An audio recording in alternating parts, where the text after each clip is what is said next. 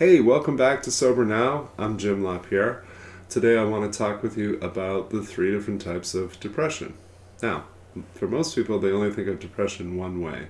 And clinically, there's a lot of differences between different mental health conditions that involve depression, but they can be put into three main categories. So I think for most people, when they think about what depression is, their layperson understanding, they think of somebody who's very sad, hopeless, lethargic, maybe somebody who isn't fulfilling their responsibilities in life. Well, that type of depression is what a counselor would call major depressive disorder. And I think the most important thing to understand about major depressive disorder is everyone has a baseline. We have good days and bad days, but for the most part, we stay in a range. For people who have major depressive disorder, there's periods of time where they leave that range, they really bottom out, and it's noticeable. And major depressive disorder comes in three levels of severity: mild, moderate, and severe. But what we can see is observable. What we notice is that a person isn't fulfilling their responsibilities, or at least not nearly as well as they normally do. That would be evident in work, in school, in parenting, in all of their relationships. At the more moderate or severe range, we might notice a decline in their hygiene, and their self-care is usually very poor. At its worst, a person with severe major depressive disorder simply can't bring themselves to get out of bed. They're highly socially isolated. They may feel completely hopeless and helpless. And it's very painful, but over time, and for some folks that's a few days, and for others it's a few weeks, and for a small percentage of us even longer, sooner or later we come back to baseline and we return to our usual range of functioning.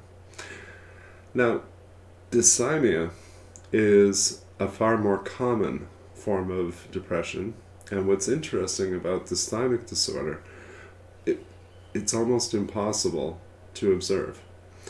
It doesn't show in a person's day-to-day life. They tend to fulfill all of their responsibilities. In fact, people with dysthymic disorder tend to be very busy people. They tend to be people who take on a lot of outside responsibilities, and they tend to be very focused on other people, the work that they're doing, hobbies, they have areas of interest, and really, all of those are designed to be distractions from self. I lived with dysthymia for an awful lot of years, and I would constantly flood my life with people, places, and things because it allowed me to avoid me.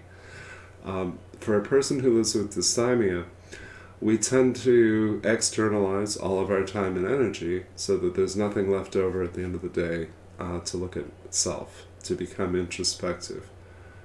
Because every time we stop running, every time we stop flooding our life with other people's needs, we usually find that there's a profound sadness, a profound emptiness, a profound loneliness.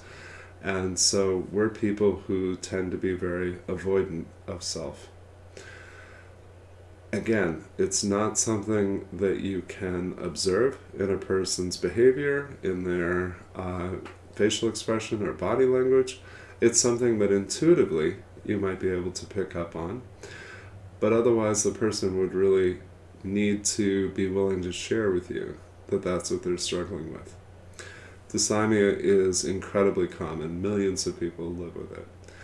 And I think having a willingness to pay attention to myself, to make my own needs a priority, and to have accountability to fulfill those needs were the most important ways in which I moved away from dysthymia.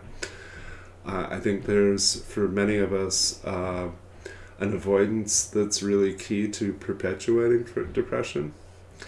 And for others, it's more of a neurochemical imbalance. If your brain doesn't deal right with serotonin or dopamine or other neurochemicals, no matter how good your life is, you may feel times where you're just profoundly depressed, horribly sad, lethargic, and that's understandable.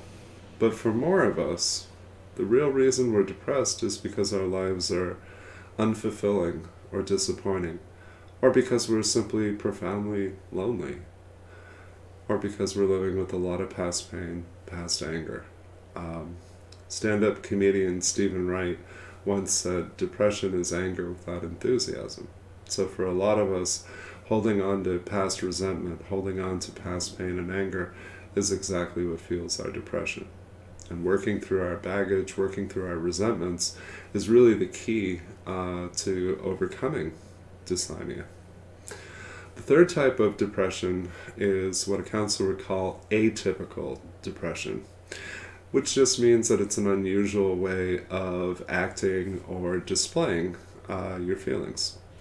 And almost always, if a person is showing signs of atypical depression, on the surface, they act and appear very angry. And this is most common among men. Because of the ways in which we're socialized, a lot of us just don't feel like it's acceptable to act or talk about being sad or to talk about disappointment or hopelessness.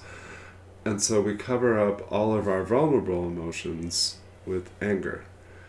And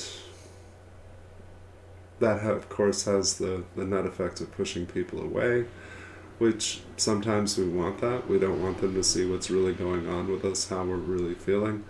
Other times, what we really want is to bring people close, but we end up pushing them away. Sometimes it's like we're protecting them. We're afraid of dragging them down. We're afraid that sharing our pain or our experience with them is going to hurt them, which of course it never does. But what it's really about is getting comfortable with vulnerability, which is something that an awful lot of us lack.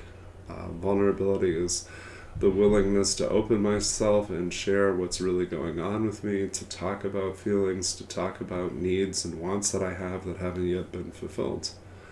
Vulnerability is really key to everything. I always recommend Brene Brown on that. She has 2 TED Talks, one on vulnerability and one on shame. And possibly the best 20 minutes of your life that you can invest is watching each one of those videos. She's the opposite of the airy-fairy self-help type that I really don't enjoy. She's a real person, a self-described type A personality, who talks about living most of her life without experiencing vulnerability and learning about how limiting that was and how it kept her from having intimacy in her life, being close even to her children. Because of our childhoods, because of past trauma, too many of us feel like it's unsafe to be vulnerable. It feels like we're opening ourselves up just to get hurt. And I certainly don't tell people, go out into the world and be vulnerable. I do say to them, with the people that you love, with the people closest to you, the people that you know are healthy, those are folks to be vulnerable with. And that also is a huge key to overcoming depression. I'm a big proponent of the basics. We like to have complicated answers. We somehow want to believe that really sophisticated treatment is necessary. There are things that always benefit folks who live with depression, and they're not very exciting, but they work. Nutrition, hydration, exercise, and regular sleep patterns are vitally important for coping with depression and ultimately, hopefully, overcoming it. So making those investments is huge. Making sure that we're drawing on natural supports, people, friends and family that naturally support us. Therapy and coaching can be a huge boon to overcoming depression. It's very normal to experience depression. The overwhelming majority of Americans will experience forms of depression throughout their lifetime. It's normal to experience depression in response to loss, the death of a loved one, unexpected changes, or huge disappointments that develop. And that's just kind of life on life's terms. It's very common in early recovery as we sort through the wreckage of our past and rebuild our lives today. There's times where we get down and discouraged, and we need to have people in our life that build us up. So, 3 different types of depression, very simple tools to help us overcome them. Writing is huge. Journal. take what's going on in here, put it on paper, put it on a computer screen. It looks different when you bring it outside of yourself, and it makes it easier to change. And whatever you do write, feel free to email it to me, jim@sobernow.com. I love answering questions. I appreciate suggestions of topics that you'd like to see covered. Always appreciate a subscribe on our YouTube station and likes for the videos. And please share what we're doing here with friends and family so we can expand the conversation. Thank you. Have a great day.